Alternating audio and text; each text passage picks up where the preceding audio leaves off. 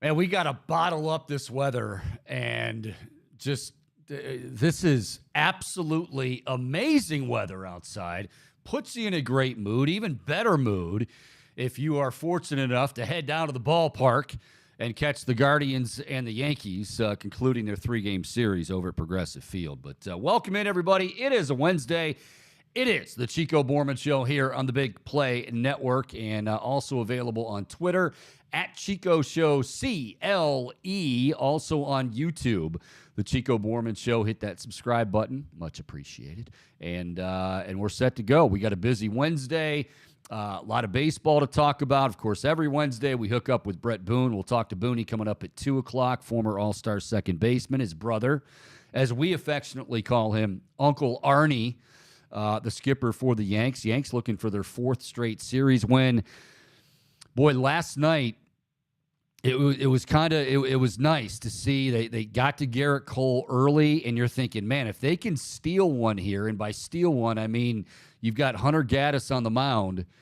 Obviously, injuries in the rotation like we talked about yesterday and we'll talk about again today.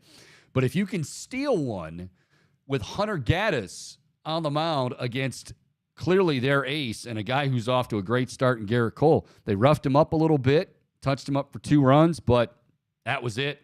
And, well, then the floodgates opened, and Hunter Gaddis pretty much got shelled. And the Yankees went on to win a laugher last night by a score of 11-2. So the finale of the 3-game series is this afternoon. Roughly in about 5 minutes, they will be getting things underway over at the corner, I should say, of Carnegie and Ontario. That's why that's why Tom Hamilton says it, and I don't say it. Carnegie in Ontario. Carnegie, yeah. Yeah, what? Can we get a shirt, Carnegie?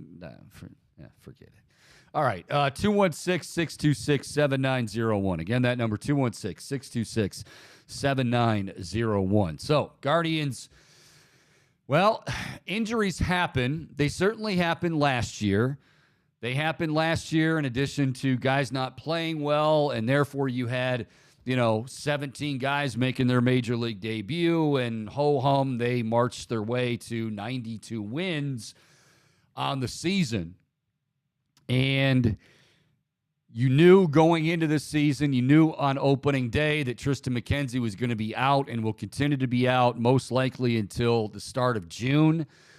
They did get some good news. That was some welcome news, considering Aaron Savali, who started so strong that first outing. But Aaron Savali with a strained left oblique muscle, they're saying 3 to 6 weeks. I mean, timetables for obliques, kind of like timetables for high ankle sprains. They are really, really tough to navigate, really, really tough to nail down. So right now they are, they're trying to get through this, albeit early in the year, with Hunter Gaddis, Peyton Battenfield, who is going today. Battenfield making his major league debut, 25 years of age. His first start for Columbus this year gave up 3 runs, 2 of those earned in 5 with Columbus back on April the 4th. So, yeah, it's kind of not only are you, and Tito said as much after the game, that, you're trying to win on the fly. You're trying to develop guys and also win on the fly, which is what they did so beautifully last year. But when it comes to pitchers and you're trying to develop and you're not a finished product, not even close to a finished product, and that's not a knock on Hunter Gaddis. That's not a knock on on Peyton Battenfield. But the bottom line is you have two guys who still have a ways to go, and they're trying to, navigate the Seattle Mariners, the New York Yankees with Aaron Judge and company, Anthony Rizzo. It's tough. And so they've got their work cut out for them today as they get set for the Yankees. We'll be keeping you updated, obviously, as the afternoon goes along, but we'll see if the Guardians can take 2 out of 3 from the Yanks. So we got that going on. I noticed where Zach Lowe, we were talking a little bit yesterday in anticipation, and I mean wild anticipation, of the NBA playoffs starting here in Cleveland. It just feels so good to say that. Cavaliers at home, Saturday night, 6 p.m. tip at Rocket Mortgage Fieldhouse, playing host to the New York Knicks best-of-7 series. And we were talking about different awards we've been talking about and asking different guests about who would their MVP be. I think Eric Casillas said he'd go with Giannis, and Joel Embiid wouldn't necessarily be in the conversation for him. And then you had Mitch Lawrence, who said, no, it would be Joel Embiid, and Giannis really wouldn't be in the conversation. Also said, and I thought this was interesting, that, remember he was talking about Jokic, and he said, you can't go with Jokic because then he would be a 3-time MVP, and now you're having to think of him or put him in a category, fair or not, with Larry Bird and Oscar Robertson. I didn't even think about that. Not that, I knew Bird won, 3 MVPs and Big O and, all those guys. I don't think about that when those guys win, but, maybe some of the writers do. Maybe some of the voters do. Mitch himself bringing it up.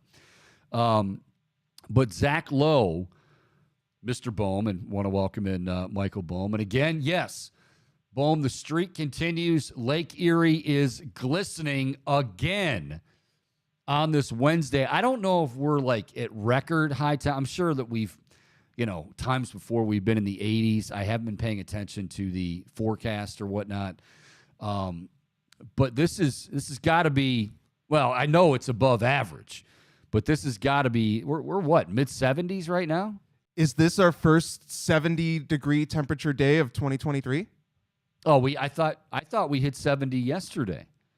We need to be much more in tune with our weather. The weather almanac, gosh, see, here I channeled Tom Atkins from Erie, PA last week when we thought we might have an F4, and talking about keep an eye to the sky, turn around, don't drown. We're here to prepare you, not scare you. We don't even know what the temperature was. All I know is it was warm. And I was sitting in my car when I parked today here at Burke Lakefront Airport and these beautiful studios from Big Play. And I was in my car talking to someone on the phone, and I was sweating. And I'm like, wow, this is kind of a nice change, right? I didn't have the air on. I'm not going to. I do have air, but I'm not using it in April, at least, for that, to that extent. So I'm sitting there having a conversation in my car, and sweat is beating up on my forehead, very large forehead. Boom, you were getting ready to say that yourself. Can relate. Yes, a lot. There is a lot of room for sweat beads to take up housing, put it that way. But no, it is absolutely gorgeous. And hopefully this weather will continue. But we have the awards according to Zach Lowe of ESPN, who I like a lot. Boom, I don't know about you. I think Zach Lowe does a great job with ESPN. I know you had a run-in with him. Not a run-in. You had a meeting. Again, people need to realize, Bohm is a rock star. Put the camera on yourself, Bohm.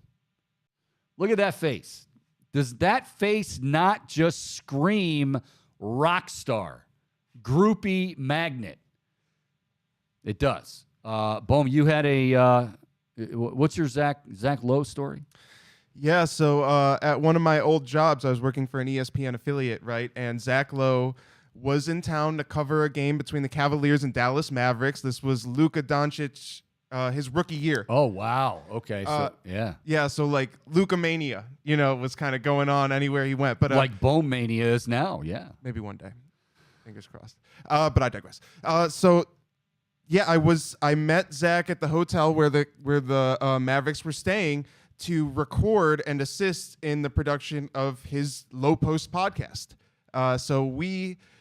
He was interviewing Dirk Nowitzki. I was just sitting there recording. So you met Dirk too, along with Zach Lowe. Yes. Look at you. Yeah, he was really nice, and it's so weird seeing someone that tall, like up close, 7-footer. and he's obviously like NBA athlete in such great shape. It just like it doesn't look like a normal human.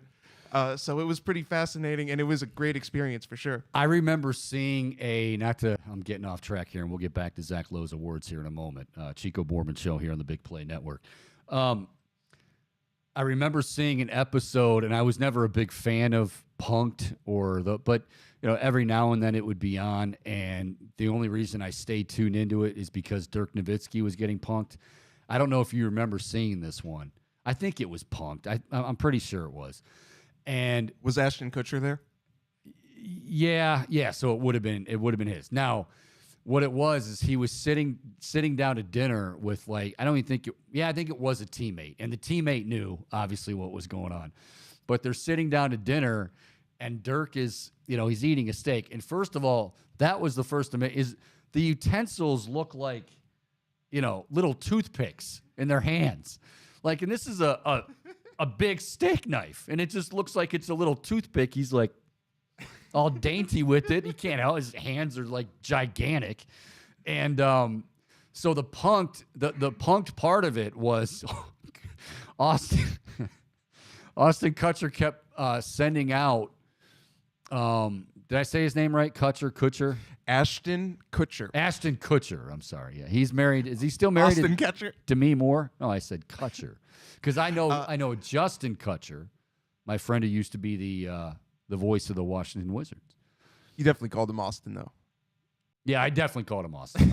He's married to Mila Kunis, by the way. Oh, Mila Kunis. That's right. He was with Demi Moore, right? I believe he was, yes. 20 years ago. I think you are right about that. Yeah, 20 years ago, I think. So I got something right. Anyway, so Ashton Kutcher is sending this little kid out nonstop to the table to get autographs to see how annoyed Dirk Nowitzki's gonna get, right? And so the first time the kid comes out, he's got a basketball and a Sharpie, and Dirk's great, right? And he's like, "Hey, little man, how you doing?" He's like, "Nothing. I'm, Dirk, I'm a big fan. I think you're great." And he's like, "Oh, I appreciate it, man. Thank you." And he signs the ball and gives it back to him, maybe a little, pat on the head. And then 2-3 minutes later, the kid rolls up to the table again. He's got a program, a card. He's got something else, and Dirk's like, so you can tell he's trying to be nice, but and I give his teammate credit. I forget who it was. His teammate is just he's biting his cheeks. He's ready to laugh, right? So Nowitzki. Does his teammate know? Yeah, he was in on it with Kutcher. Ashton Kutcher. And so the second time he comes up and he's got 3 items, he's like, "Oh, wow, you got a lot of stuff here." Just kind of, but of course the kid, well, he was up to it too. But even if it was just a kid who didn't know it, he's like, "Well, yeah, of course, you're going to sign. I mean, you're Dirk Nowitzki, and I've got the." So, but you could tell Dirk was trying to send a message "Wow, that's a lot of stuff." So then, not necessarily 2 minutes later, but about 5 minutes later, they're in the middle of a conversation, and Dirk immediately spots it, and he's like, "You got to be kidding me." He says it under his breath, but he's, they catch it. And the kid walks up, and he's got I don't know, he's got 4 or 5 more things. And now he wants it signed for his little brother. He wants one signed for himself, and then his dad wants one, and Dirk's kind of you mind if I finish this dinner and then I can, I can help you. How much stuff do you have? And the kid was then he was starting to get kind of smart with him. What? What's the big deal? Getting attitude. And then finally, at Kutcher comes out and he's just like, "You son of a beep." But it was classic. But you met Dirk and Zach Lowe. I miss Punked. That was a great show. It was pretty good. I will say though, the only reason I really tuned in that day, it just happened to be I was flipping through and I saw Dirk and I'm like, oh, this is interesting, and it was good. I mean, he got him very, very well. I've never seen that one. That sounds like a great episode. Yeah, it was classic, and it's so like, you're not thinking anything. Like if you're Dirk, you're not thinking anything's up, and his teammate's the one that really, because he did not laugh at all. Did not laugh at all. So anyway, Zach Lowe has his, and you had a run-in with both of them because you are a rock star. Zach Lowe from ESPN has his awards for ESPN, and his player of the year. Well, Boom, I'm going to let you. I'll let you guess. Hopefully you're not cheating here with the computer you have in front of you, or your phone, or some of your groupies that might be texting you. But who do you think Zach Lowe has as his NBA player of the year? Player of the year, you mean an MVP, right? Or I'm sorry, yeah, MVP. Okay, yeah, just making sure. Like, yeah. It's either Jokic or Giannis, I'm gonna guess. Ooh.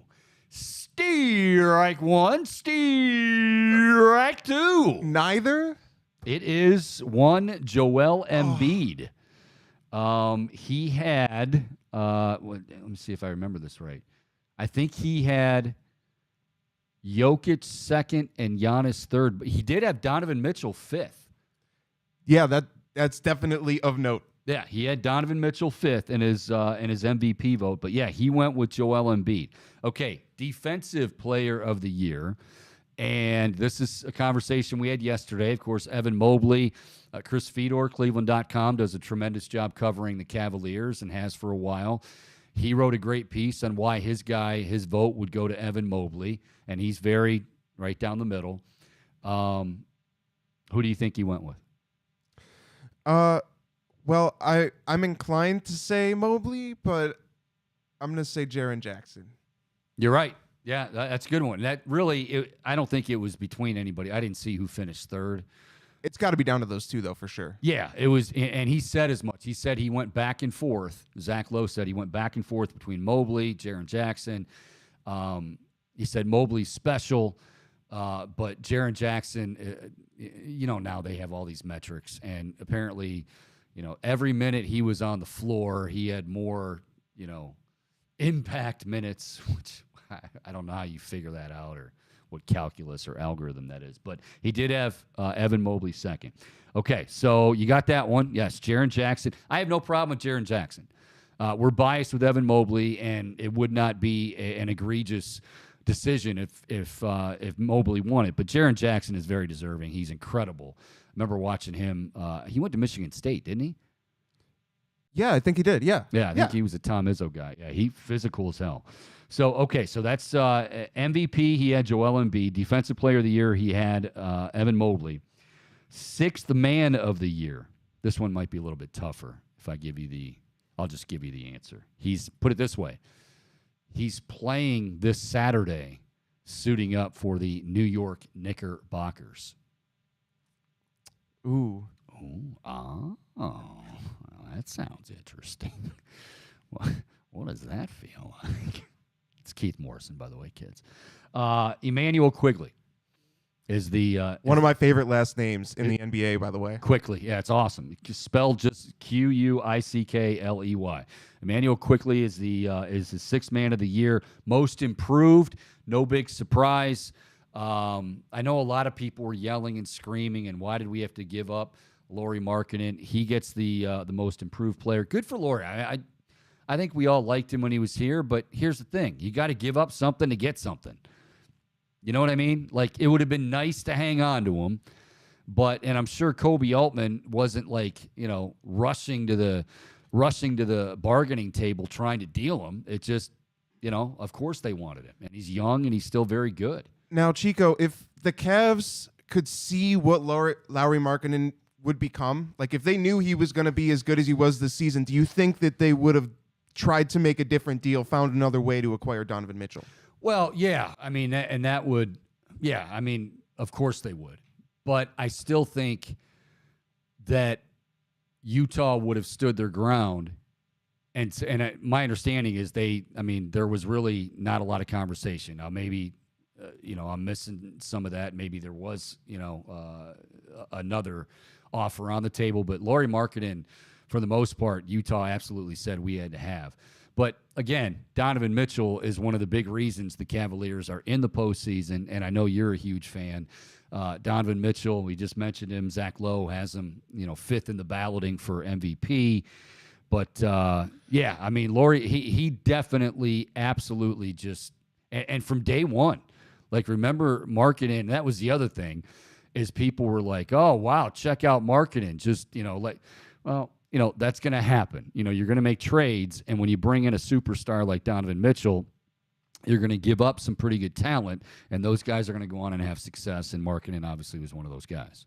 I wanted to ask you about Donovan, by the way, since you brought that up, and him finishing fifth in Zach Lowe's MVP rankings. Yeah. Because yesterday we talked a little bit about, I asked if you thought Evan Mobley could potentially one day win an MVP, and you thought he could. Donovan Mitchell, it kind of feels like he's a little bit closer to his prime years. Finishing fifth this year, we see how important and how impactful he can be for this Cavaliers squad. Do you think he will win an MVP in his career?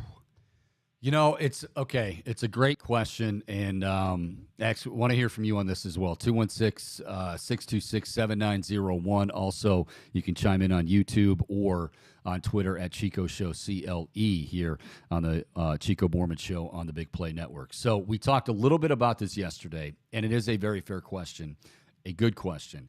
Here's my issue.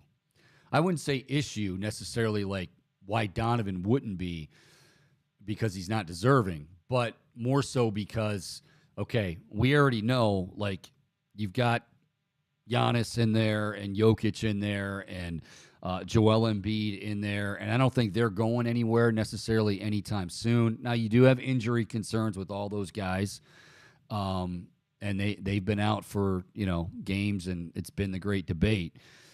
But I think the other thing is, and I hate this, but I think we have to, maybe, I don't know, maybe it wouldn't be a consideration for some.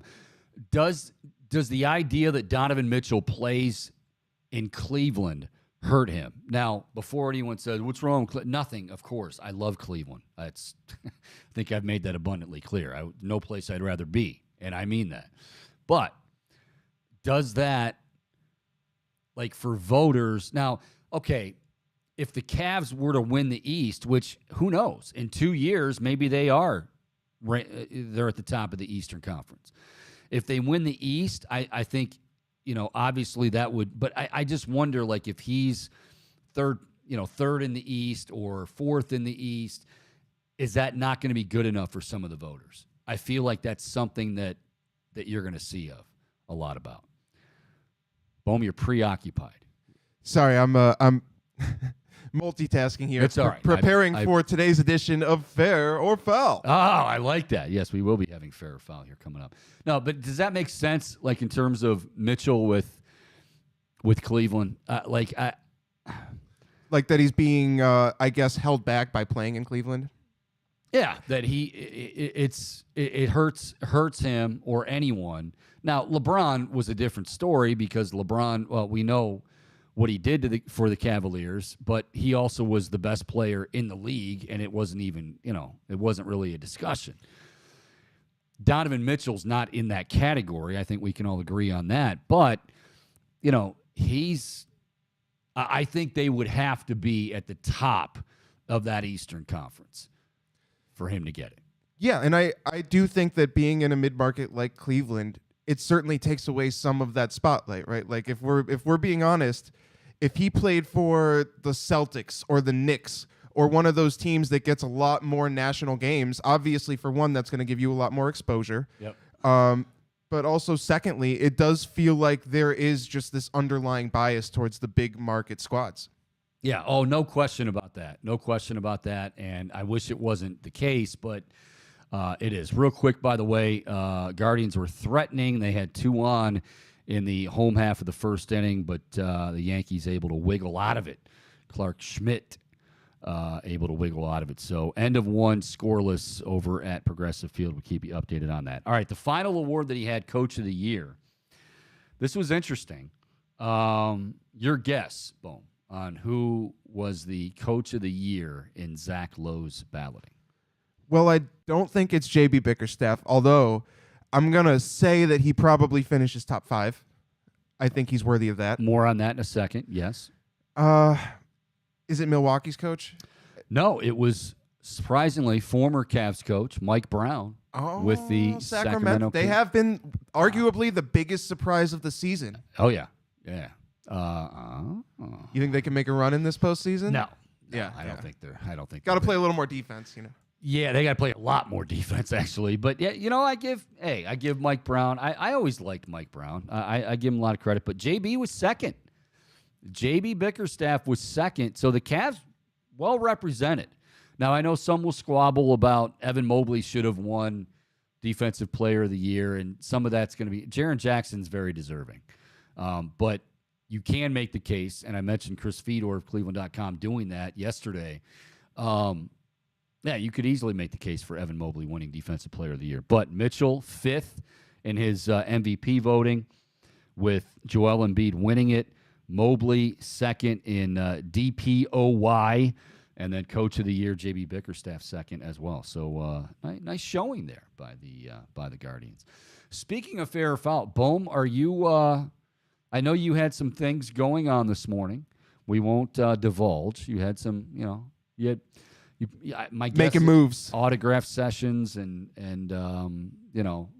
photo opportunities, and doing all that sort of thing that you have to do as a rock star. Are you prepared and ready for another edition of Fair or Foul? No pressure. I got a few questions up my sleeve. You ready? All right. Well, I'll tell you what. We're going to take a quick break. Got to transition. Got to put my Fair or Foul hat on. Not literally. I don't really look good in hats ever since I got bald. But anyway, Fair or Foul's up next here on the Chico Bormann Show.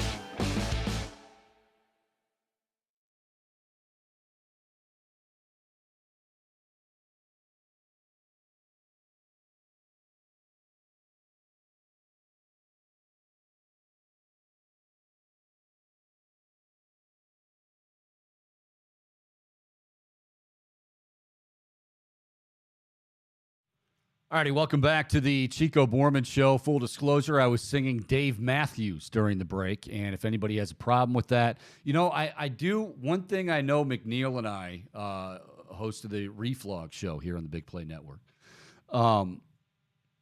Both big Dave Matthews fans. I was singing Answer Marching during the commercial break. I don't know why it was in my head. I know why, because there was something trending called Ant-Man on Twitter. But love the song Answer Marching, Dave Matthews. So I figured I'd a peek behind the curtain. And yes, I am a big Dave Matthews fan. Bohm, Shout out to Ant-Man, a.k.a. Paul Rudd. I knew nothing would get by. Are you a Dave Matthews thumbs up, thumbs down? I have mixed opinions on Dave because he has some songs, right, that I really like. Yeah. But I like his darker stuff. Like I need the stuff with more edginess to it. Oh, well. Yeah, stuff that's more in a minor key. But no, I think he's an incredible musician. The stuff that he did with Tim Reynolds is insane. Tim Reynolds is unbelievable. But his drummer, too, Carter Beauford, is one of the best in the business. Some of the most insane musical chops I've ever seen behind a kit. Dave Matthews, real quick before we get to Fair or Foul. Dave Matthews was so huge when I was in college back in the mid-'90s. Like, they just played like one beat from one of his songs, and girls would just start screaming their heads off. Oh yeah, it was incredible. All right, before we get to Fair or Foul, I want to let you know we're going around Major League Baseball on this Wednesday, as we do each and every Wednesday on the Chico Bormann Show here on the Big Play Network. Bret Boone, he is a 3-time All-Star second baseman. His brother Aaron, also known as Uncle Arnie, is skipping the New York Yankees, the skipper for the New York Yankees, as they are scoreless at the end of one. We'll keep you updated on that and go around MLB with Booney. But right now, it is time for another edition of Fair or Foul. All right, Chico. Let's get it started. Let's get it on. So yesterday I mentioned a promotion from Tipico, one of our sponsors that you can make if huge sponsor. Yes, on if Donovan Mitchell scores 45 points in this series. Well, I think the biggest name that we're all watching for on the opponent's side of things is Jalen Brunson, right? Who has had on more than one occasion very good performances against Donovan Mitchell, as well as the Cleveland Cavaliers. So, fair or foul? Jalen Brunson has at least one game of 40 points in this series. I'm going to go foul on that. I think he has some big. I think he plays very well in the series. I think he's got one, maybe even two in the 30s. You would say, now this is an interesting question. No, without a doubt, Jalen Brunson, what an incredible addition. I've talked about it before. I don't know what the hell Dallas was thinking. Twice they had a chance and they whatever. But nobody's happier in New York than Julius Randle. He's made Julius Randle much better. Do you think the Cavs' main focus, and I know you didn't phrase it exactly like that, I'm putting words in your mouth here, but for argument's sake, do you think the Cavs' main focus is Jalen Brunson or is it Julius Randle? I think it's got to be Brunson. If I'm the Cavs, I'm daring Julius Randle to take the shots over Brunson. I think Randall just, from a potential perspective. You probably won't have to dare him very much, by the way. Exactly, right. You could encourage him into it. I'd rather he's the one taking the shots than Jalen Brunson. Plain and simple. Okay, I'll go foul then. Brunson will have some great games, and I think this is going to be a long series. Just because I was ripping on Knicks fans because they're basically looking at Cleveland as nothing more than a speed bump on the road to the NBA playoffs and Eastern Conference crown and all that good stuff. I do think this is going to be a very, drawn-out series. I think the Cavs win it, but I do think that I think it's going to be very easily could be 7 games, maybe 6, but it's going to be a tough one. All right. Well, continuing on, I want to shift gears here to talk a little football. Because we didn't have much Browns talk in store today, so I wanted to work in a little bit of Browns questioning. Okay. Now, Donovan Peoples-Jones, to start, last season obviously really emerged as a guy who seems reliable, right? Big play guy, very good hands, able in contested catch situations.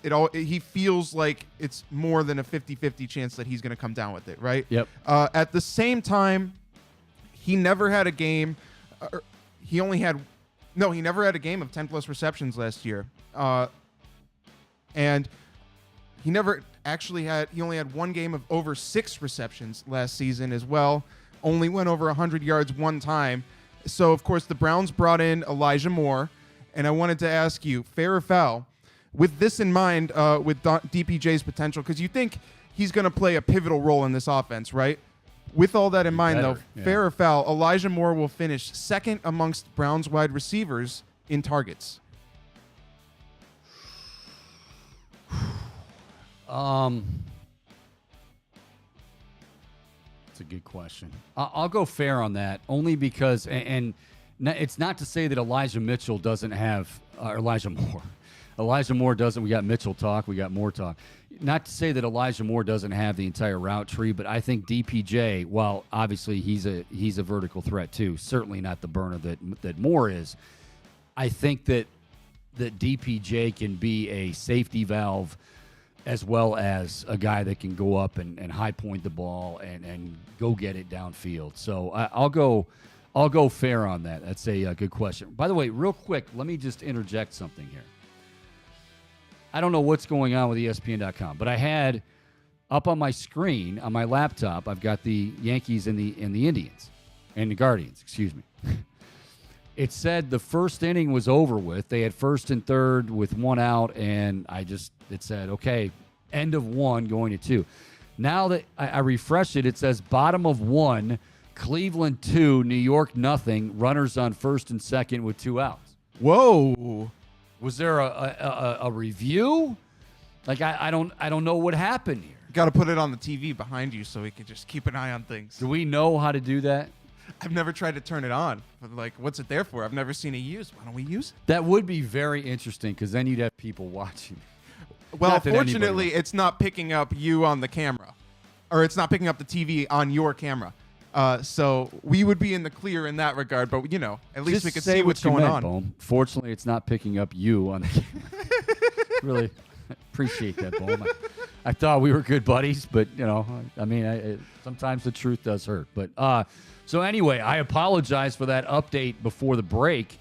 ESPN.com had said it was scoreless going to the second. Now it's still bottom of 1 over at Progressive Field. Guardians 2. Yankees nothing, and they have runners on first and second with 2 outs. All right, go ahead. Just a live stream of you commentating on general Cleveland sports talk while showing the Cleveland Guardians play baseball. Show somebody very, very handsome. Or the Guardians, yeah. People think, wow, look at that Chico. Oh, look at that Chico. Oh, wow. Well, I want to keep it on the gridiron, Chico. We haven't gotten a chance yet on the show to talk very much Buckeyes. So I wanted to infuse a little scarlet and gray into today's edition of Fair or Foul. I want to ask you about C.J. Stroud. So obviously NFL draft right around the corner, April 27th. Fair or foul, C.J. Stroud is the first pick in the NFL draft this year. Okay, I thought you were going to bring up the report, and I don't know where it came from. And this is awesome, right? Because it's that silly season, and smoke screens are everywhere. And now just I forget who it was on Twitter. Is that what it was? Yeah, that C.J. Stroud apparently is just not very coachable. Yeah, because you wouldn't have heard that over the years in Columbus or anything if that were true. Come on. You remember what Orlovsky said about Justin Fields? Was it something about he's not a hard worker or something? Yeah. It's like it happens with every Ohio State quarterback. Well, I mean, I'm not going to go that far. I don't think they're, I know how you roll, Bowman. You think they're. Orlovsky did come back for what it's worth. He did come back and apologize for that. And he did say, like, you know what? I got some bad info. And, I'm just going off what I heard. But this doesn't feel like that. This feels like, well, here we are. We're getting closer. And, the great debate is, where's Carolina going with that number 1 pick? They're going to go quarterback, seemingly. It's going to be Bryce Young or it's going to be C.J. Stroud, we think. I think C.J. Stroud is the pick. And here's the thing. I mentioned this stat a while ago, but it really, I don't know. You tell me Frank Reich, look up Frank Reich's quarterbacks, not Right, it'll be too involved, so I don't necessarily want you to do it right now because you'll go into the weeds with it, and I won't be able to get you out of the weeds until like 2:30. We got Boone to talk to. But Frank Reich, all his quarterbacks have been like of the larger variety, like 6'3", 6'4", 6'5", and Bryce Young is 6 foot. Now, again, I don't think that makes him a bad quarterback. I'm not comparing Bryce Young to Kyler Murray. Bryce Young is I think a very polished quarterback, a very accurate quarterback. He has a cannon for an arm. He does put in the time, unlike Kyler Murray. He's not Johnny Manziel. I immediately, when you get an undersized quarterback, that's right where the conversation goes, and it's not fair. That said, I do think there's something to the idea that Frank Reich has always had like a bigger quarterback. Not just even, 6'2". I'm talking like 6'3", 6'4", 6'5", even 6'6". I mean, I think it's C.J. Stroud. No bias, but I think it's C.J. Stroud. I'm with you, and honestly, I'm a little worried about it because when it comes to C.J. Stroud, I think he obviously, I think the world of him. And by the way, I want to walk back my previous sentiment about they do that to every Ohio State quarterback because really it started with Justin Fields. Like Fields and Stroud are on a different level from previous Ohio State quarterbacks. I knew you were speaking out of emotion. Yeah. Bohm gets very emotional. And you think I love the Buckeyes and I'm a Buckeye homer. Bohm gets very, very, very emotional when it comes to the Scarlet and Gray. Go ahead, buddy. Yeah, so anyway, I got to say I'm a little concerned about just the situation, the team, the roster that would surround C.J. Stroud. I feel like it would be really tough for him to succeed, almost like Justin Fields has had to go through in Chicago. It feels like roster and the support that his organization is putting around him, it's just not enough for him to succeed. He's had to do a lot of it on his own, and I have fears that Stroud is going to be in that same situation. That's why I'm kind of hoping he doesn't go first overall. See, I don't think Carolina is as far off as you think they are. They've got good defensive pieces. They need to add, some weapons, but I don't think Carolina is that far away as, say, some other franchise have been. I mean, here's the reality of the situation, and we talk about it all the time. It's the double-edged sword. You want to be the number one pick, but oftentimes the number one pick or number two pick or number three pick, yep, you're gonna be going to a franchise that's licking their wounds, trying to get back on track, trying to win games, and it ain't easy to do that. But you like Ben Roethlisberger. I mean, if Roethlisberger goes anywhere else, and unfortunately, I'm saying including Cleveland, would he have been a Hall of Fame quarterback? He was still very good and still would have been a very good quarterback, but as decorated and probably not. He went, it was the perfect situation. And that is so big for so many of these quarterbacks and where they end up and how their career goes. I think C.J. Stroud's going to be fine. I just don't think Carolina is that far away. I mean, I'm not totally dismissing what you're saying. They've got some pieces, especially on offense, they need to fill out. But I would say defensively, they've got some talent there, right? Yeah, and I'm not disputing like the defensive side of the ball, but I mean, you don't get the first overall pick unless you're pretty bad. And I will say that most of that deserves to be chalked up to probably a little bit of poor coaching and a whole lot of poor quarterback play. Exactly. I mean, and guess what? That coach is out of there and the quarterback's out of there. Like, I mean, they tried to piecemeal together with Sam Darnold and Baker Mayfield, and I mean, it just wasn't going to happen. So I'm not saying that C.J. Stroud is in the best situation, but I don't think it's as dire straits, as bad as we might think normally for a number one selecting team. And I suppose I would take it over the Houston Texans at 2. I feel like that might be a little bit worse. Yeah, I'll answer that for you. You would. All right. Well, let's transition now. I want to go to another sport. Let's talk a little Guardians, Chico, because yesterday we touched on the rapid rise of Tanner Bibby. Bibby. Sorry. That's, right. That's okay. No relation to Mike Bibby because it's Bibby. That's a great observation on your part, Bohm, and that is why we have you on board here at Big Play and the Chico Bormann Show. Yes, clearly. Yeah. So Tanner Bybee, I mentioned the rapid rise, and we've seen obviously some injury concerns this season with the Guardians. It sounds like Bybee's going to get an opportunity to make his major league debut here in the coming days. Not right. Well, I mean, something could happen, but as of right now, like obviously Battenfield went today. They're off tomorrow, I believe, and then it's going to be Cal Quantrill. So it sounds like they're going to try to navigate with Gaddis and Battenfield. Now, could that change, especially after Gaddis got shelled? And the other thing to look at before, and I know you got your question coming, but the other thing to look at that with this, Gaddis was facing the Yankees. Now, it was bad. I mean, but the schedule eases up. I think they've got Detroit and Washington, maybe not in that order, Washington, Detroit, whatever. So you should have more success, you would think, with those lineups. But, I don't – right now we don't know really any – Tanner Bybee, I believe, is going tomorrow or the next day, I believe, in AAA. So it doesn't look like it's happening right now. It will at some point. Okay, well, yeah, you mentioned Gaddis, though. I do think in his case, like, you've got to give him another chance. He's obviously going to want an opportunity at redemption after getting shelled like he did, and he's still so young. And then Battenfield as well, I think you see a lot of potential. But at the same time, I think that this Guardians organization has to feel really excited about Bybee's potential. And with that, I want to ask you, fair or foul, Tanner Bybee will work his way into the starting rotation by 2024. Oh, yes. Yeah, I think he's going to work his way into the rotation by the second half of the season. And I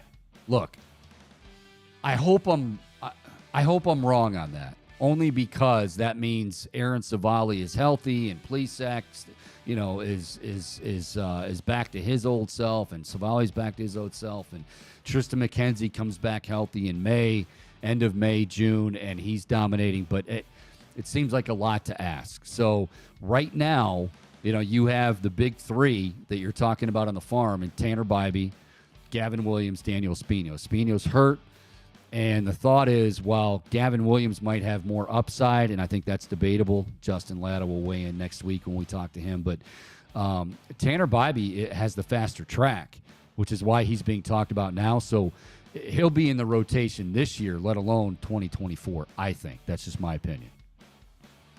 Okay, and I got one more for you, Chico, here on today's edition of Fair or Foul. Throw it my way, Boom. Throw it my way. So earlier in the show, we touched on Dirk Nowitzki, right? And I wanted to ask you little toothpicks. Go ahead. Dude got punked. So I wanted to ask you and kind of tie it into the Cavs a little bit, because yesterday we talked about Evan Mobley. You mentioned that you thought he could one day win an MVP, and I want to ask you: is it fair or foul to compare Evan Mobley's offensive potential to Dirk Nowitzki? Ooh,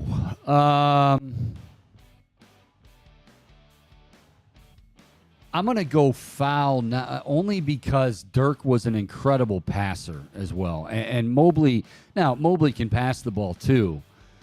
I think, that might be a bit lofty. So I'm going to go foul right now. But again, he's still he's going to be, he already is an offensive threat. He's going to get better. When you're scratching the surface, and look what he did over like the last part of the season, say 10 games or so. I want to say he was averaging like 19 and 12. He's just been money every single night out. And, I expect that to continue even into the playoffs. And I know that's a lot to ask. Hey, it's a bigger stage. He hasn't been there before. But the thing that impresses me more than anything else about Evan Mobley is he just does not get rattled. He is so composed. He is so poised. But that might be a bit lofty if you want to compare the offensive game to Dirk Nowitzki. Sure. I will say he does some things that just remind me of Dirk. And the biggest one in particular, the one Dirk's signature shot, right? The fadeaway, the mid-range fadeaway. Yeah. We're starting to see Evan knock that down so smoothly. And that element of his game, that's just an unstoppable shot. When you're 6'11", and fadeaway's tough to defend anyway. But when you're 6'11", 7 foot like those guys are, yeah, it's mighty difficult. Very, very difficult to defend.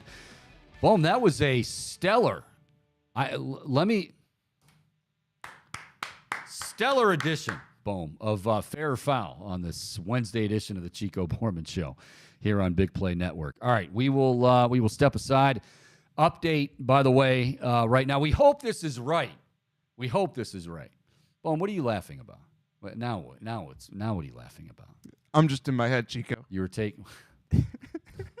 Gee, I thought it was something else. Have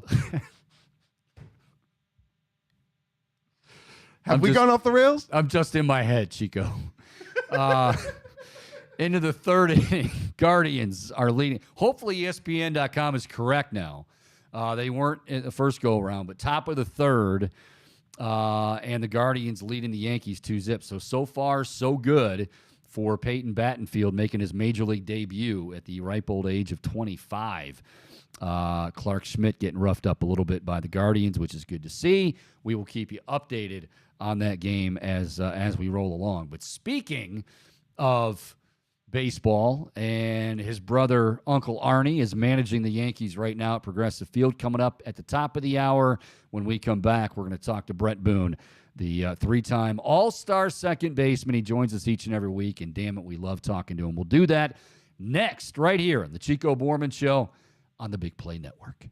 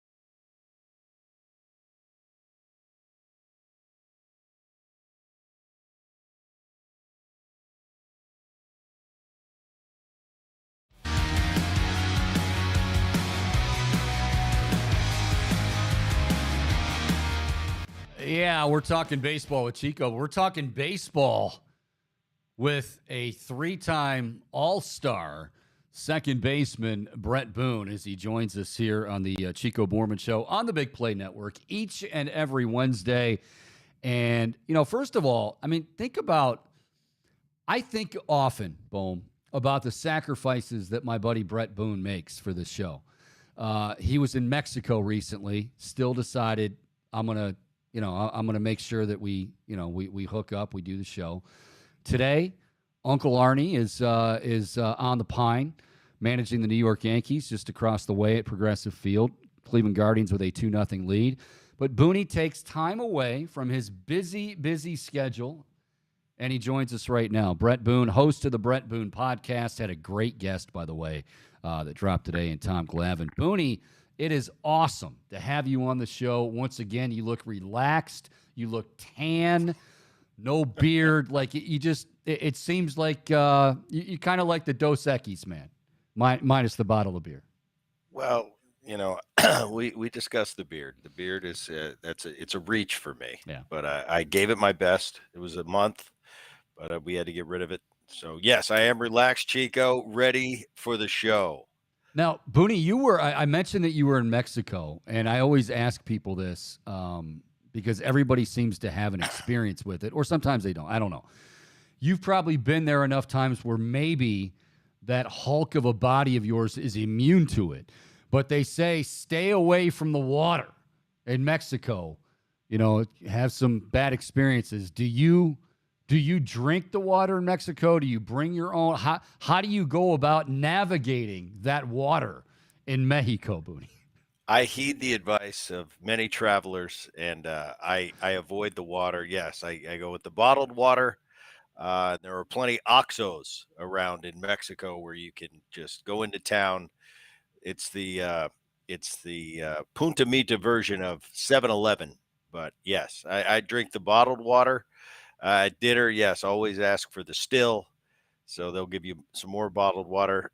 I'm sure it's fine by now at this point, but I don't take any chances. Yeah, you can't take. On vacation, and you don't want an embarrassing. Right, you don't want to be that guy. Yeah, come on. Exactly. Now, were you ever? Not that you would drink Mexican water in your playing days. That would make no sense. Obviously, probably drink regular water and Gatorade and all that good stuff. But did you ever have? I'm going to go down this road. We'll see like blooper reels and stuff from Major League Baseball, all sports, but some guys will talk about the embarrassing moment where, hey, you guys aren't robots, Booney. You have bladders, and sometimes you have upset tummies, and it happens in the middle of a game.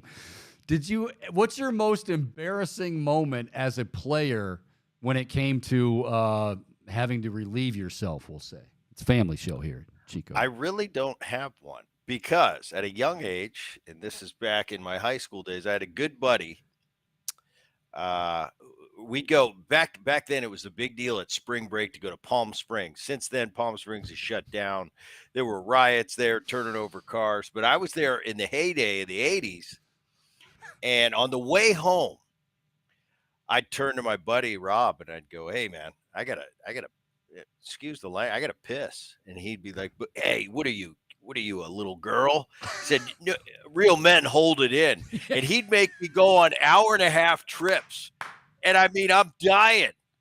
We're only 17 years old, 16, and my buddy's trying to build me up like I'm a pit bull. He's like, "No, it's weak for the weak to have to pull over. You wait till we get home." He'd make me go 2 hours. And you know how you get, Chico, as us, the men, you start holding the groin area. Like, I really got to go. And he would not let me go. So I took that training as believe me, a lot of times I had to take a leak, and it's that long inning, that half-hour inning. Oh yeah. You just gotta program yourself. The inning's going to end eventually. Now, sometimes during a timeout, pitching change, I'd run in real quick, but I really didn't consider that embarrassing. So, no, never had that emergency. Well, nobody knew. Like the PA announcer wasn't going. For those of you watch, Bret Boone will be returning to the field. He is right now relieving himself in the men's room. Nobody, for all they knew, you were running in. You wanted to change shades or something like that. So, right. Yeah. Exactly. I mean, so no, I never. I'd love to have one for you, but I don't have an embarrassing moment. Well, and I was not I don't want to go. Toilet humor is not my thing, but I'm just saying. Like, were you so fearful of that you had such a routine down? I mean, you guys are creatures of habit. All athletes are. All people are.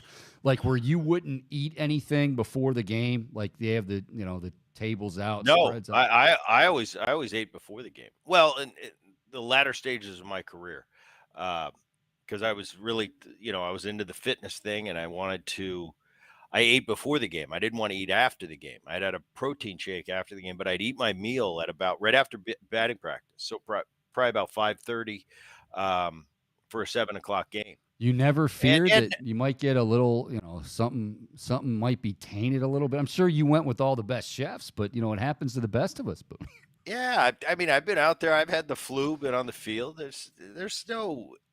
That's why I laugh anytime I see. Well, he's under the weather. He's not going to play today.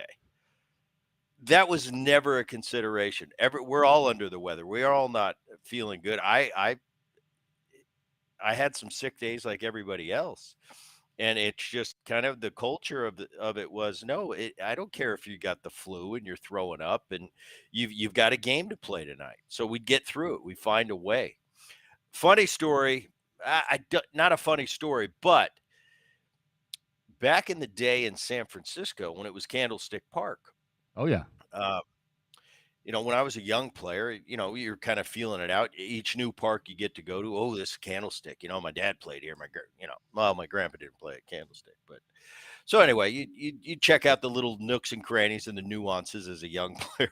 The thing about Candlestick Park that is hilarious is you dress in the right field. You dress under the bleachers in right field. So to get to the field for game time, you got to come in from the locker room, run down the right field. You go past the Giants dugout and over to the visiting dugout, which today's game, the modern, state-of-the-art stadium, you never have to see the opponent if you don't want. Yeah. So we come in. This is kind of the old school days. We come down. Once the game start, now batting practice ends, you go back to the clubhouse, you do what you do, you get ready for the game, you come back onto the field. And once you come back onto the field for a 7 o'clock game, you usually don't leave the field. I mean, you're hanging. Yeah, nowadays, of course, I'll go, if I'm on the road, in between at bats, I want to see a piece of film. I'll whip up, the film guy's right there, right off the dugout. But at Candlestick, there was nothing off the dugout. It was a stationary dugout. And once the game started, you're there. They had a bathroom, but they only had a urinal. Think about that. All the years at Candlestick Park. So you wore a diaper whenever you went to San Francisco, Boone. Is that what you're saying? Correct. And I thought that was really interesting. I'm thinking, how can the San Francisco Giants visiting dugout not have a toilet?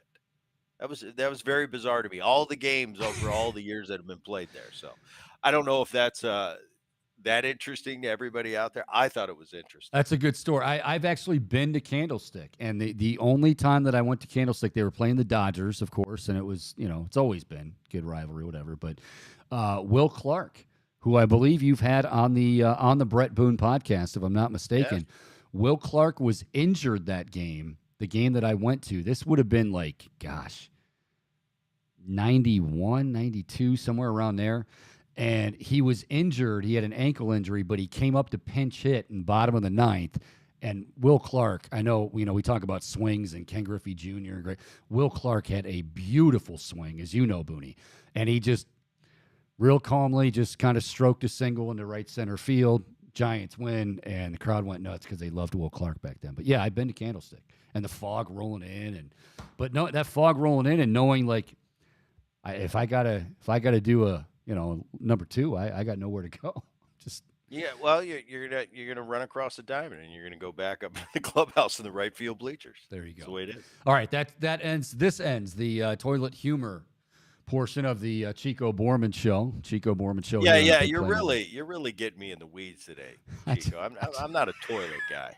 I'm not either. I just the Mexican water thing. I always ask people whenever they get back from Mexico. Has it been that boring of a week in baseball? Kind of. Yeah. But I mean, I think we got over or at least I did, like wow, these games are flying by and all of that stuff. But yeah, I mean, we got to prepare. I got to save some of this for the long haul, Booney. It is a marathon, as you know, not a sprint. And Without a doubt. and as far as speaking of that, I know it's 11 games in. But the Tampa Bay Rays, and look, I know people are saying, "Oh, the Tampa Bay Rays are 11-0," but I mean, have they really played anybody? Strength, you're 11-0, and I think they won last night, 1-0. But aside from that, they've been like bludgeoning people. They're leading the league in home runs. The Rays every year do this. It's unbelievable. And when we sit down before the season and we break down, and we have our picks. Some years you're good at it, some years you're not. All you can do is evaluate what you see on paper. And year in and year out, it gets to this point. We had our preseason shows, round robin of shows a couple weeks ago. And I broke down everything the way I thought it would play out if everybody remains healthy. There's always caveats.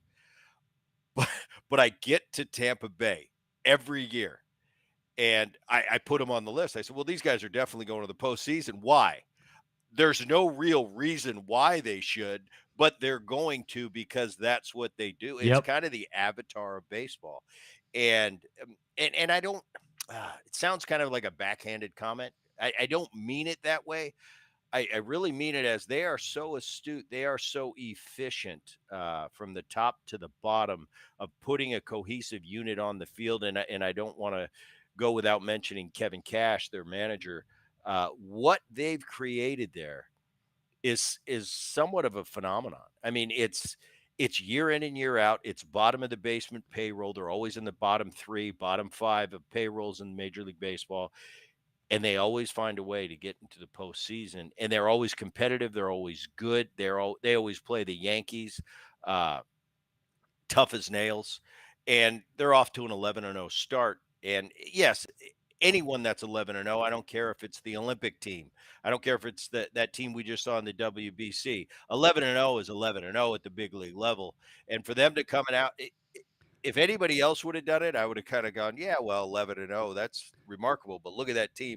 When Tampa Bay does it, I said, okay, that's fine, because that's another one of those anomalies that I don't know how they do it, but year in and year out, quality product on the field and the cohesiveness of that clubhouse it boggles my mind. I can't figure it out. I don't know if I'll ever figure it out, Chico. And we've had this conversation before many times. We're talking to Bret Boone, 3-time All-Star second baseman, joining us here on the Chico Bormann Show on the Big Play Network. Booney, of course, hosting the Bret Boone podcast. Get to that in a moment. But especially in where we're at here in Cleveland, culture is a big, big deal. And think about this: Tito's been here 10 seasons, and 9 of those have been winning seasons. 6 of those you went to the playoffs. Like that, there's something to be said for, hey, they're just going to find a way. And even more so, and Tampa Bay's in that market too, where, I mean, it's not like they're raking in and their payroll is $250 million, but you just kind of, somehow, some way, they're going to find a way. And that culture in the clubhouse, which we enjoy here in Cleveland, it seems like one of those things you roll your eyes at, but Chico, damn. I have a lot. All right, I got you. You got me? All right. You're going to have to repeat what you just said. Their payroll's not $250 million. The audio went out for a second. That's okay. I think you did that on purpose, but that's all right. You like to tune me out on occasion. Many people do. No, I was basically saying that culture, such a big deal, like it is in Tampa, and certainly here in Cleveland we have that last 10 seasons with Tito and 9 winning seasons, and they're always in it.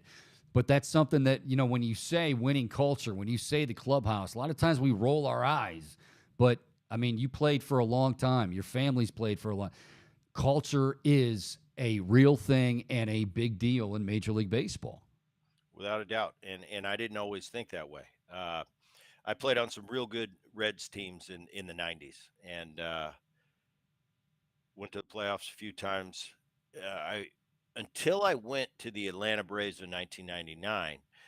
After, I'm sorry. No, let me back that up. I go to the Atlanta Braves in 1999. We had a great team. We won 103. I forget what we won, 102, 103, 104 games. And when asked about the culture or team chemistry, I wasn't a believer. I just said, no, you get the best teams, the top talent at the top level, and you go out and you beat other teams because you're more talented than them. Until I got to those 2001 Mariners, those early Mariner teams, where it was a culture, it was a chemistry. Chemistry is a real thing. Uh, a look, a smile, a glance tells a million words amongst teammates. And until I got there, there's something real about that. There's something real of coming to the ballpark and not having to talk about what you're going to do today. We just know what we're going to do today, and we can communicate with a glance, with eyes, not words. And it's a real thing. It took me until 10 years in the big leagues to realize that existed, but maybe the other teams didn't have that. But it is real. Guys like Francona, he's Terry Francona for a reason, and the reputation precedes him. He's done a great job, and he sets the tone. Kevin Cash, maybe he does the same thing. I don't know Kevin Cash at all, but I'll tell you what, I can't argue with his success rate, and it's just coming to the ballpark. Lou Piniella, for me, set that culture, and not for everybody though.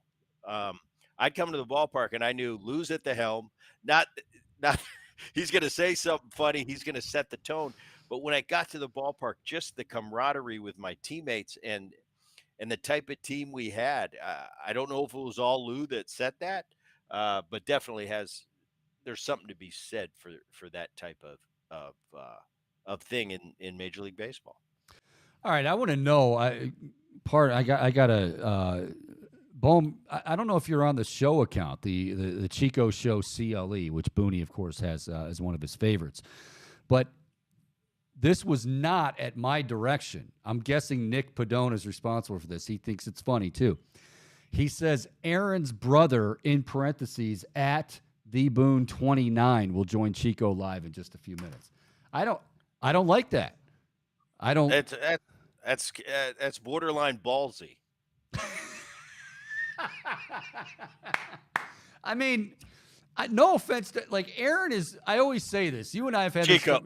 This, go ahead. Chico, I at this stage of life, I've learned to accept it. At first, the first time I said, "Hey, that's Aaron Boone's brother," I was taken aback, and I kind of said, "That guy's not talking about me. Where's my brother Matthew in the room?" And I kind of run with it now. It's fine. And Aaron Boone, he's the manager of the New York Yankees. That is a big deal. It's my whole life, my whole career, I've always been the big brother. Aaron was always my brother.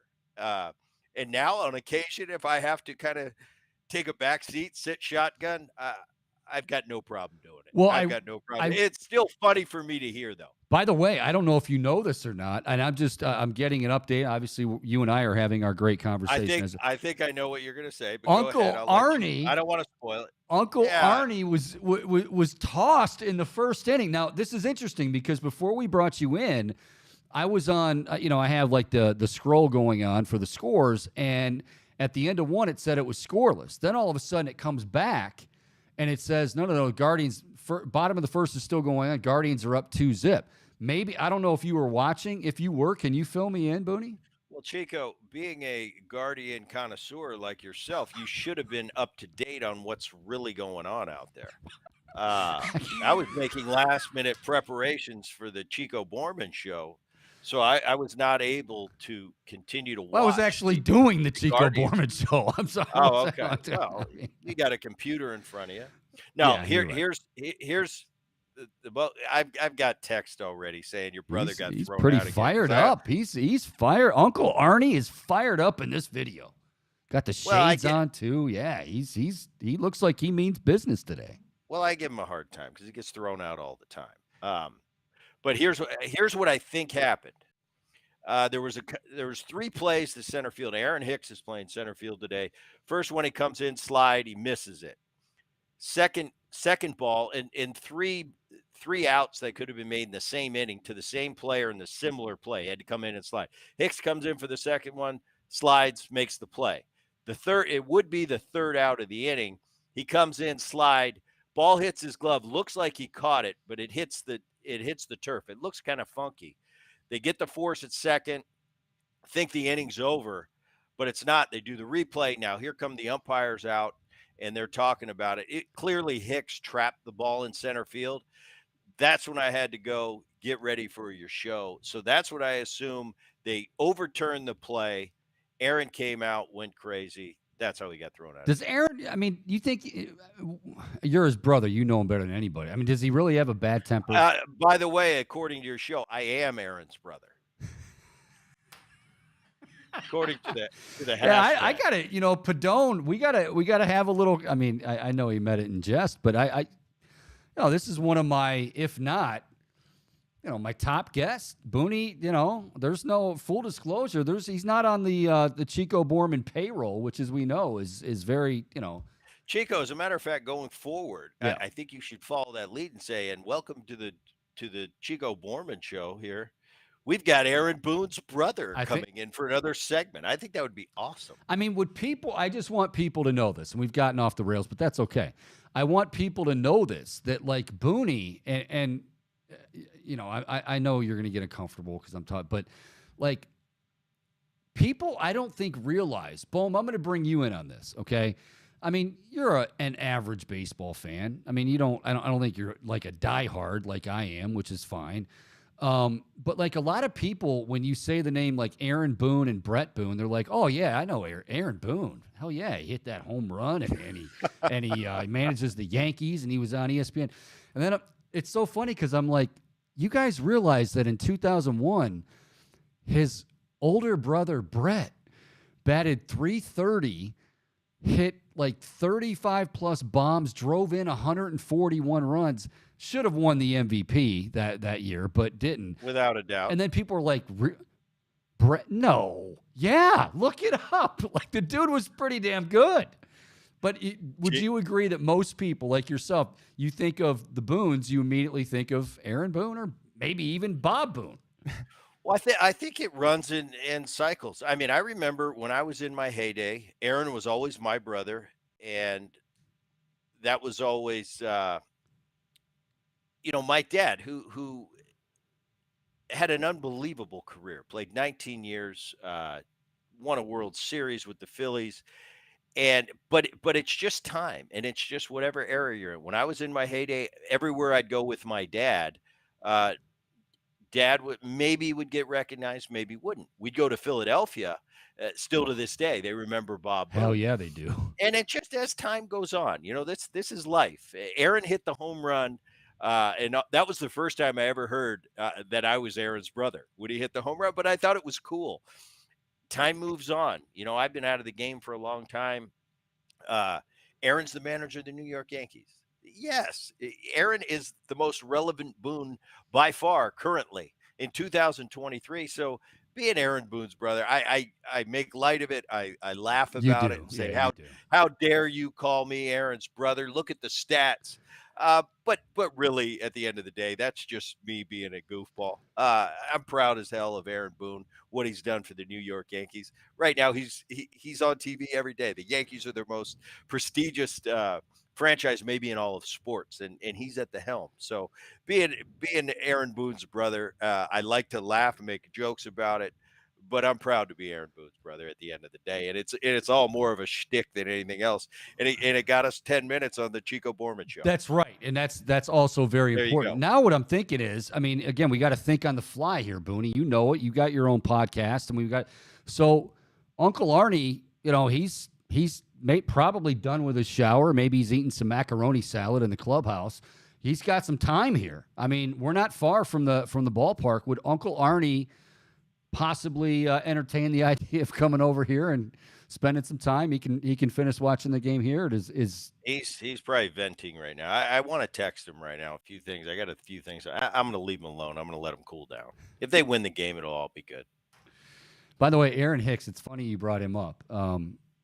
Didn't he say the other, like, it was like Aaron Hicks really hasn't done a whole lot, and I'm not gonna. I don't want to put you in a bad spot here, but Aaron Hicks.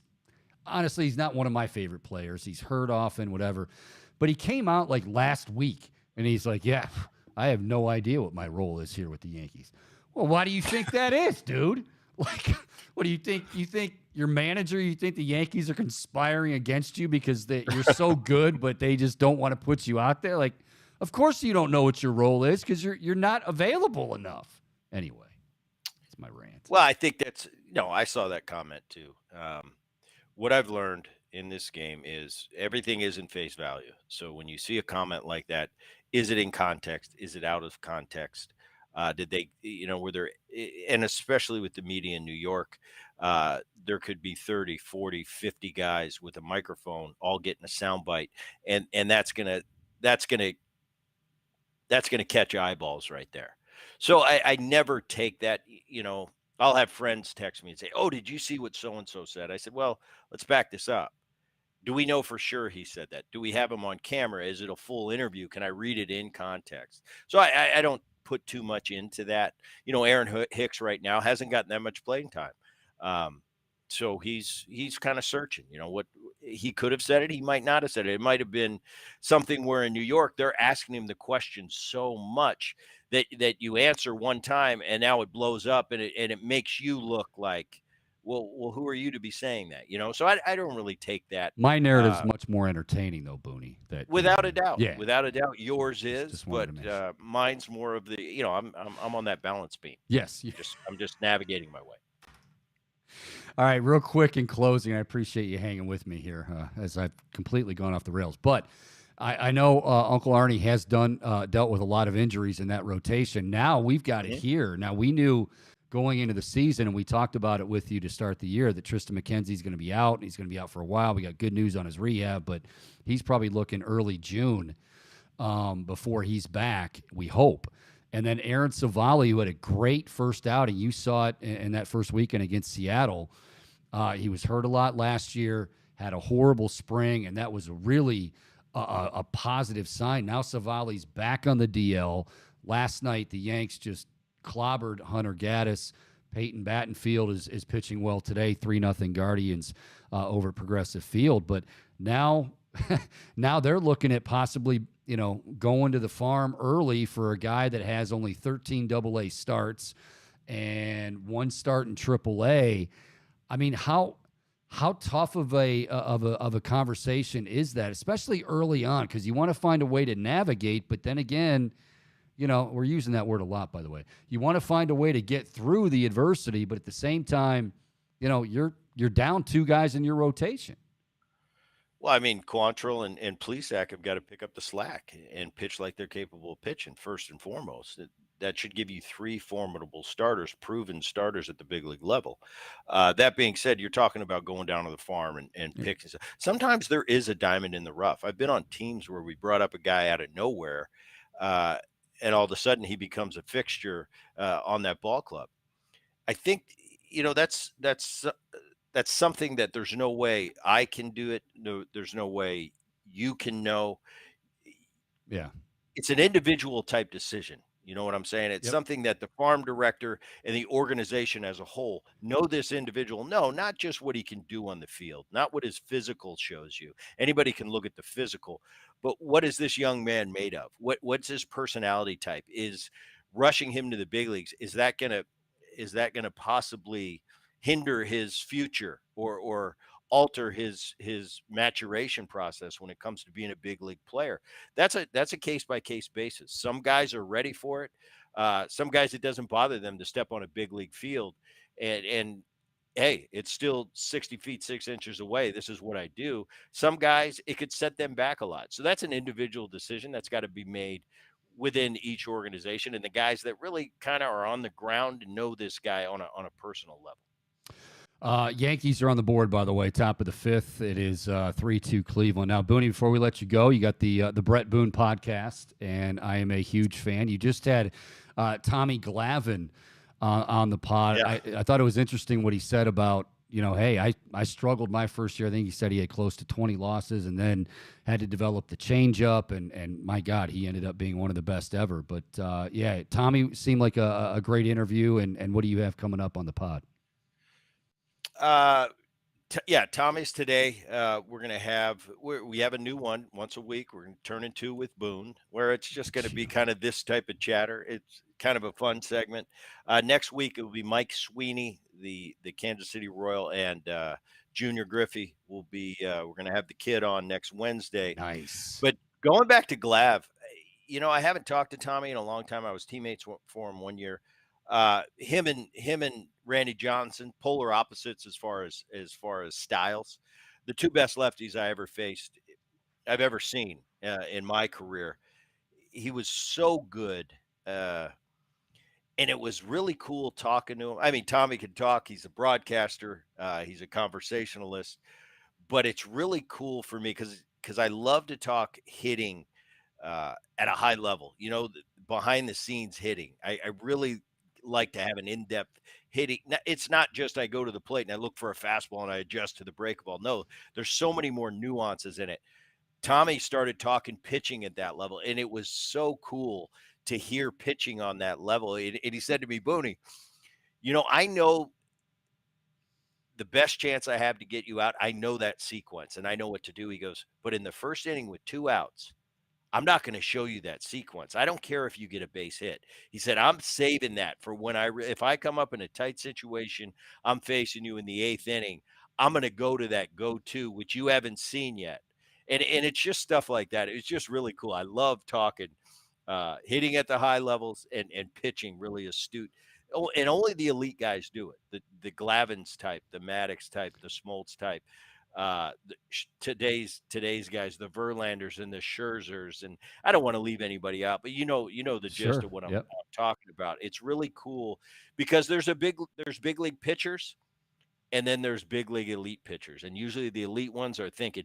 In my day, one of the guys that would think with me down to my body language in the box.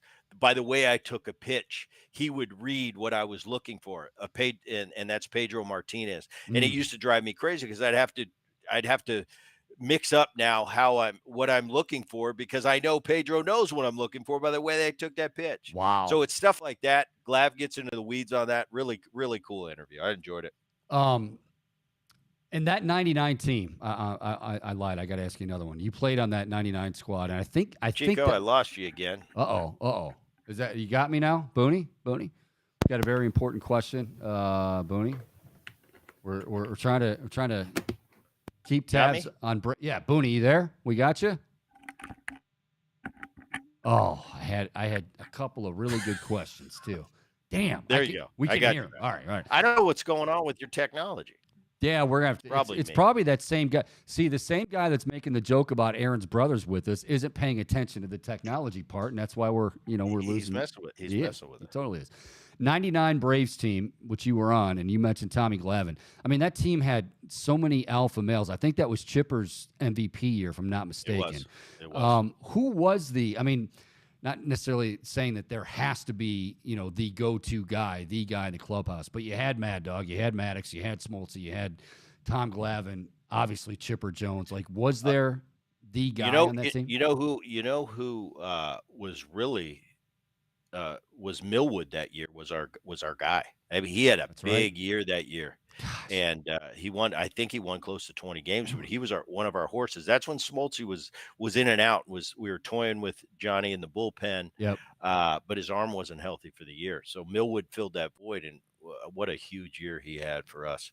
On that Braves team, it was so veteran based. And you had the staples, and I talk about this with those Braves teams of the 90s. They had their guys, and it was pretty much the constants were Chipper, Maddox, Smoltz, Glavine, for a time period. In the early years, it was Terry Pendleton, the Steve Averys, but there was that base. Andrew Jones came along and became a fixture in Atlanta, but there were a lot of moving parts. Players like myself would come in. And played. Kenny Lofton came in. It seemed like they were always bringing pieces in every year, but they always had that base, which was Maddox, Smoltz, Glavine, Chipper, and like I said, later, Andrew. Brian Jordan played a role on some big teams for a few years there in Atlanta.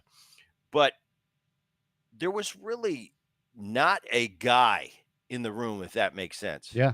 There wasn't a guy that people looked to like, oh, that's our leader. That's even our silent leader. No, that Braves team was as workmanship as I've ever been Probably around. It Bobby was a lunch. Cox, because that's It was Bobby. that's vintage Bobby Cox. You're not going to have that. He's the leader, basically. It basically it was, and he said in spring training that year, he said, to you new players, and Brian Jordan and myself were the new players that year. He said, uh, we don't dilly dally around here. We put out a lineup and we steamroll our opponent because we're better than them. And I just kind of looked around the room and I go, never been on a team that said that, but let's see what go. And next thing you know, we're winning 100+ games. And it was just very workmanship. It was very lunch pail, go to the ballpark, do your job, leave. There wasn't a lot of anything else around that team. It was just a very business-like work atmosphere where you come in, you win, and you go home. And, that worked for a lot of years. There was a lot of success. I think we talked to Tommy about it's kind of back now with Snitker. Yeah. They've kind of found that, and Snitker's been in that organization for 30 or 40 years in all different capacities, from managing in the minor leagues to coordinating in the minor leagues to a big league coach back to the minor leagues. And he's created that culture. Bobby Cox was a big influence on Brian Snitker, and I think Atlanta's got the kind of that aura going again. The last 5, 6, 7 years, it's pretty elite franchise when you're talking about the great teams in the game. So, yeah, interesting. Just I don't know, everything about it was interesting. But now back to your original question. No, there was no one specific leader in that room.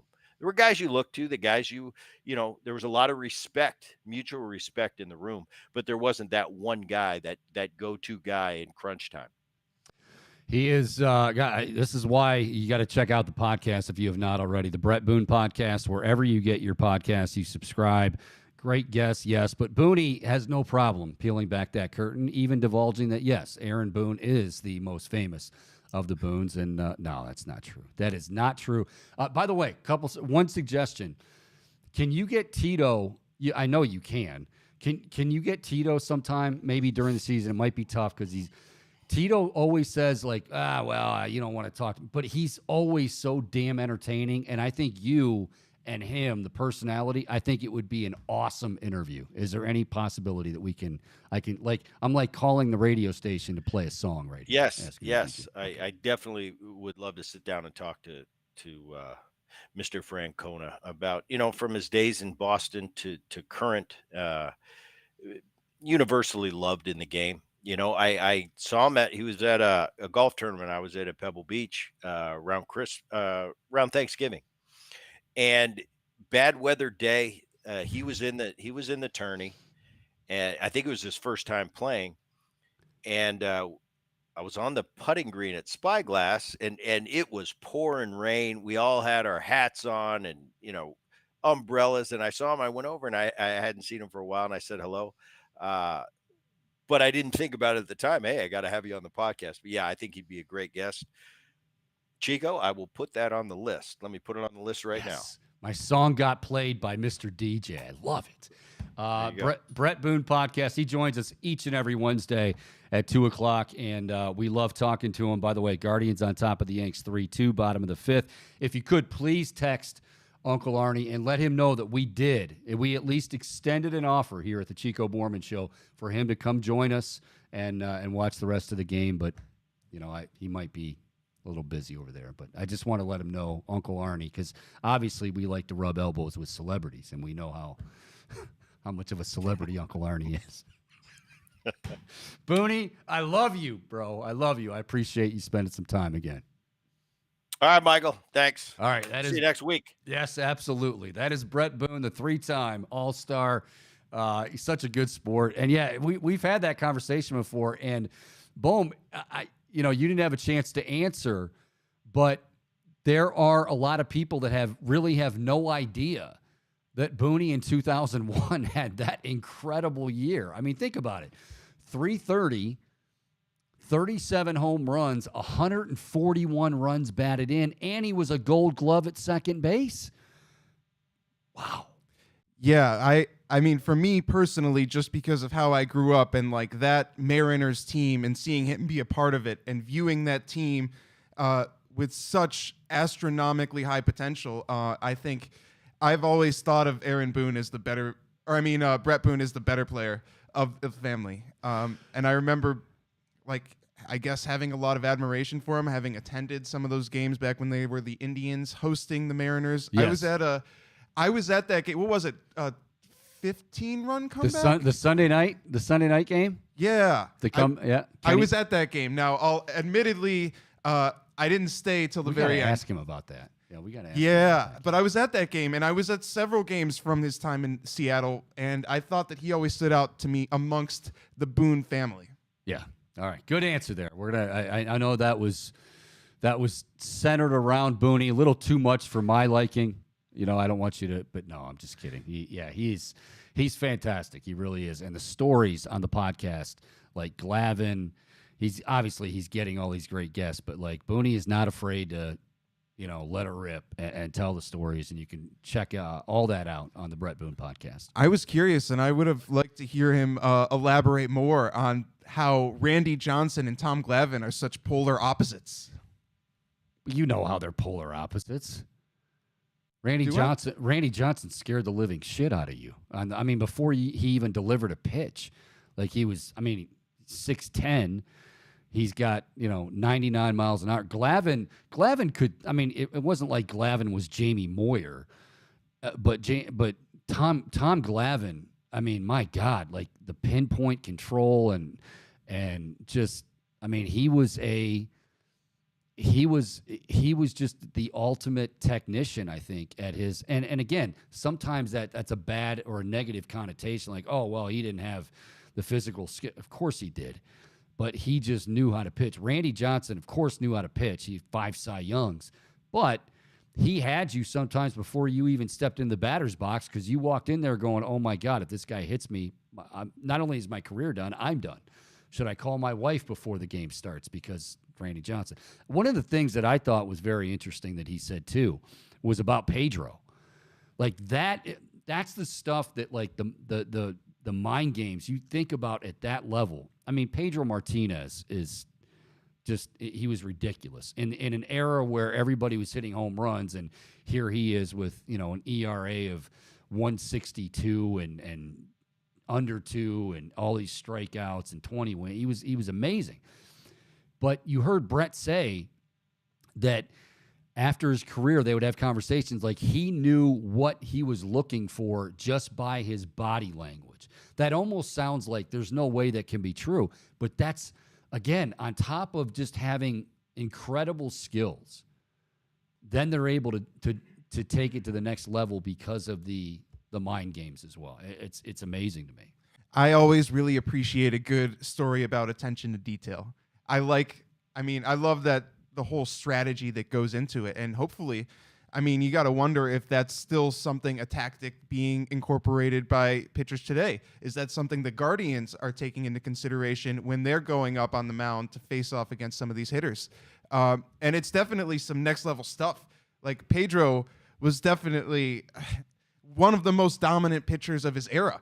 But I feel like that's something that should be more common. And I don't know. I think like why no, that's a good point. Why young guys don't, like, okay, you're not going to have those physical skills, but if you can, it's so, like Tony Gwynn. Tony Gwynn and the numbers. Now there's a guy that Greg Maddux is one of the best to ever do it, and Tony Gwynn owned him.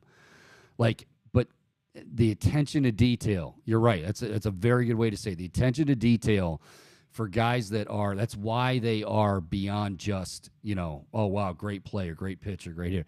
They're elite because everything mattered. And, every bit of film, everything mattered. It's just amazing. It's a more intuitive feel for the game. And I think just knowing your matchups and the way that you kind of just feel what's right and you feel what to do next. And that's all because of the attention to detail. And I think it's just really cool to hear from some of these, best of the best players. Well, that's a hell of an observation on your part. Hell of an observation. I'll tell you what, I'm going to give you a little bit of a break for doing that. No, that was great stuff, and we're going to come back again. Guardians on top of the Yanks 3-2. It's gotten a little tight, but Peyton Batfield's done pretty well. Uncle Arnie, Aaron Boone, tossed in the first inning, so that's why everything was messed up. So they had a review. They put the Guardians back on the field. Uncle Arnie was fuming.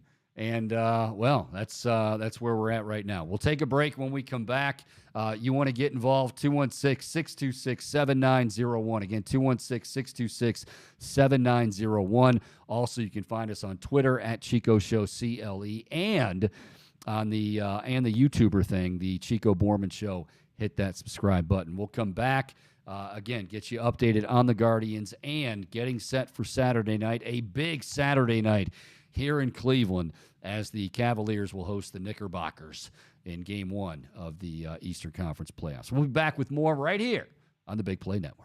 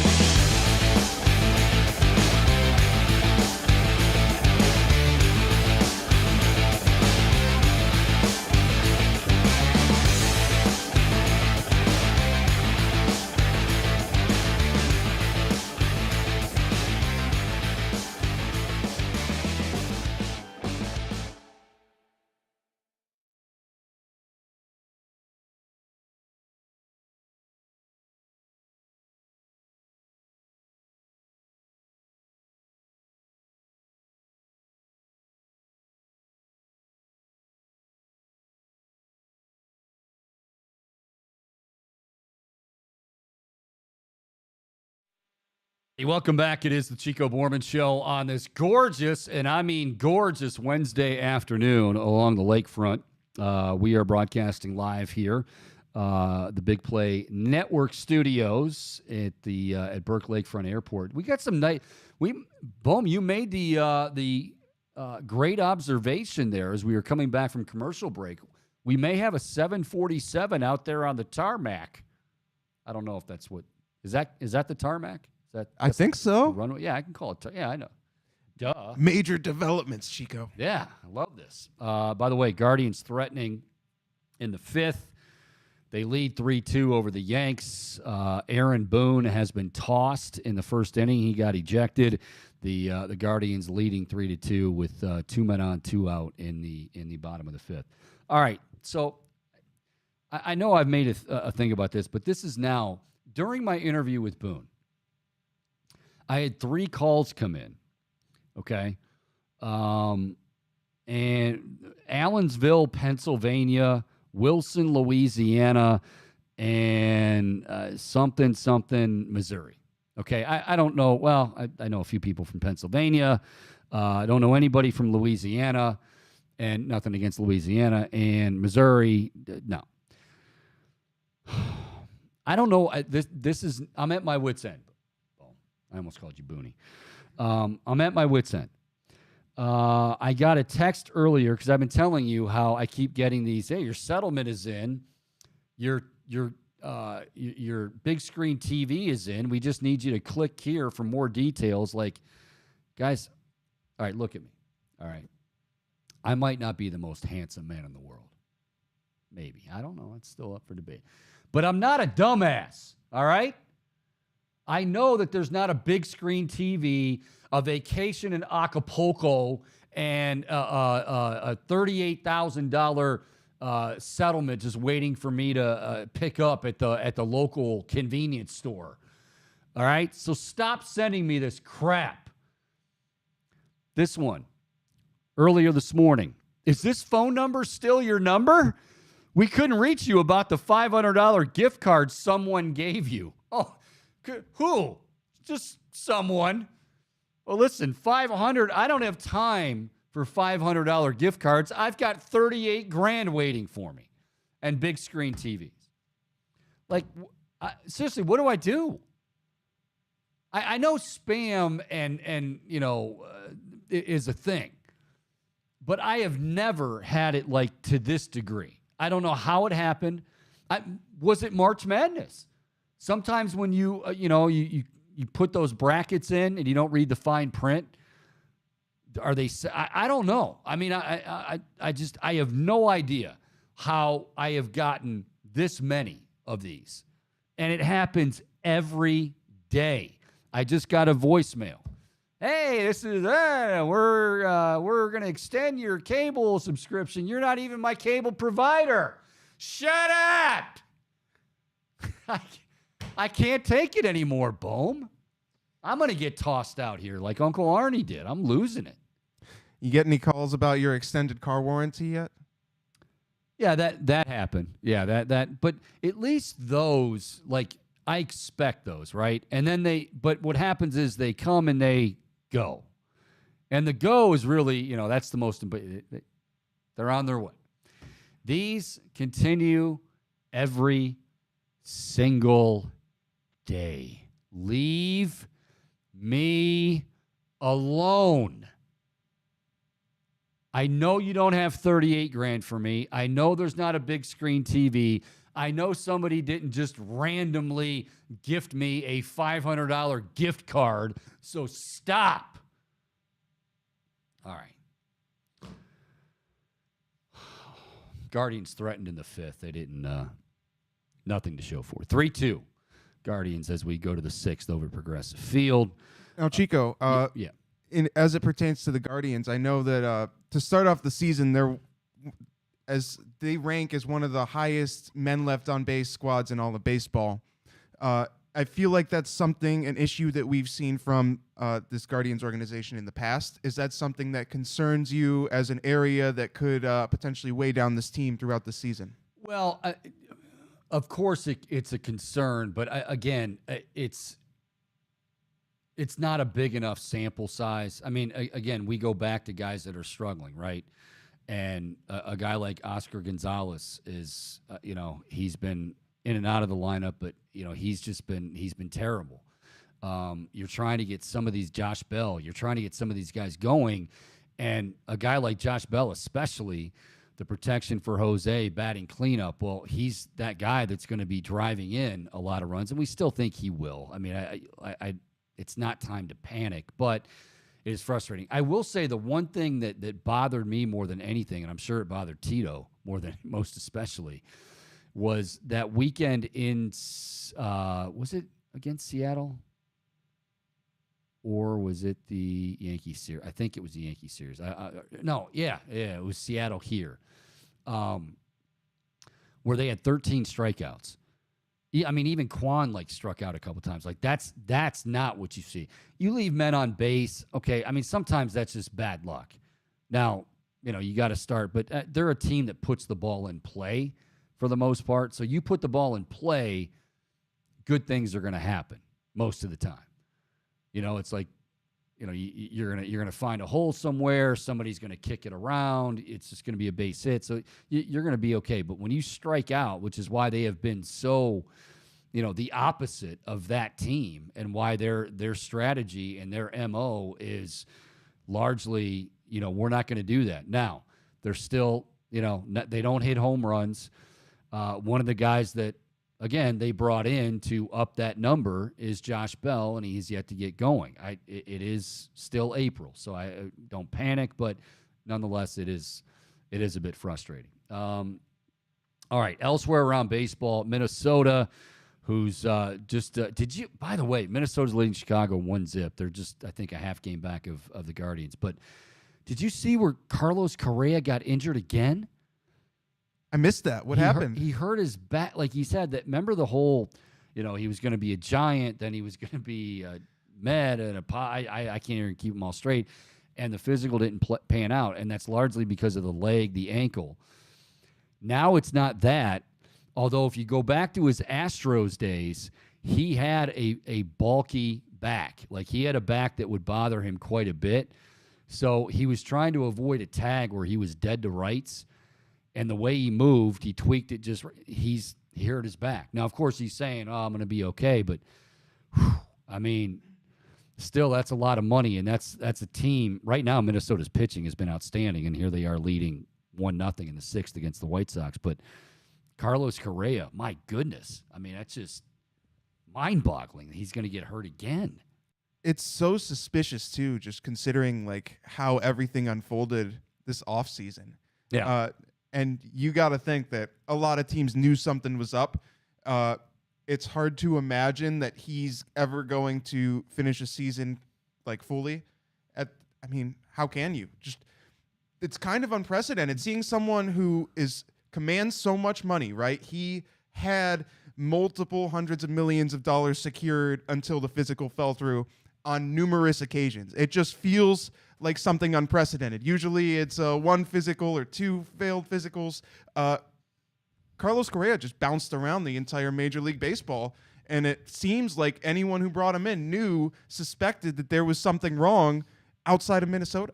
Yeah, we'll see. I mean, we'll keep our eye on it. He says it's no big deal. He's going to say it's no big deal because he has been injury prone, and that's been the topic of conversation, certainly in the offseason with the field physicals. But, yeah, I saw that earlier today or last night, and I was stunned.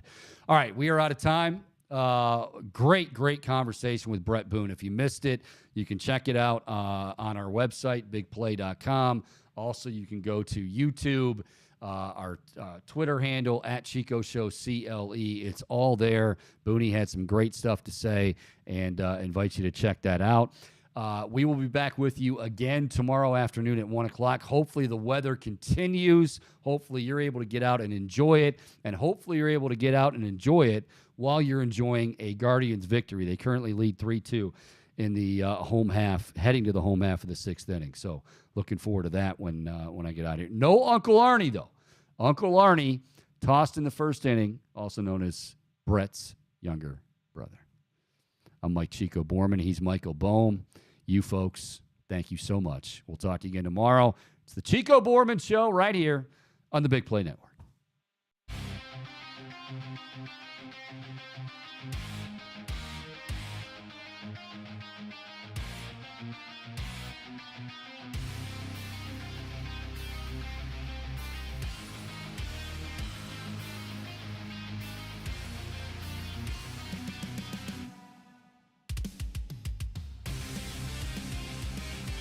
Woo!